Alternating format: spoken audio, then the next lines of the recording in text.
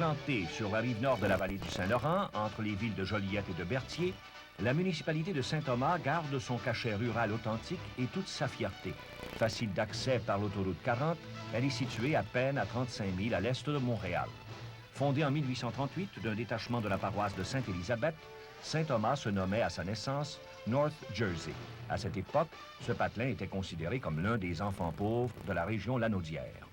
Ses savanes mal égouttées et ses sables désertiques couvraient la quasi-moitié de son territoire. Mais le visage de Saint-Thomas se transforma et prit une allure différente vers 1933.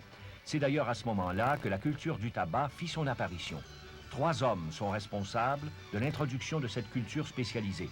Le frère Marie-Victorin, célèbre botaniste, l'honorable Lucien Dugas, alors député de Joliette, et M. Antime Charbonneau, agronome du comté.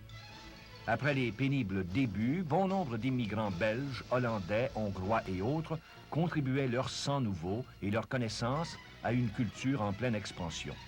Aujourd'hui, à Saint-Thomas, 35 planteurs cultivent environ 2000 acres de tabac et produisent 3 500 000 livres de tabac blond, rapportant plus de 3 millions de dollars à la municipalité du comté de Joliette. L'enfant pauvre d'antan compte maintenant 2300 habitants. Outre l'industrie du tabac, le sous-sol de la partie nord de Saint-Thomas est riche en pierres calcaires, ce qui a donné naissance à une importante cimenterie. On retrouve aussi des rangs parsemés d'éleveurs, des producteurs laitiers et de jardiniers. C'est en plus de 2 usines d'engrais chimiques, d'une meunerie pour des moulets balancés, d'une fabrique d'arches en bois et en acier pour des structures de serre. À l'entrée du village, on découvre l'école Saint-Joseph, dotée d'un gymnase des plus modernes. Face à l'école, le couvent des Sœurs de la Providence a été aménagé en centre d'accueil pour les personnes âgées.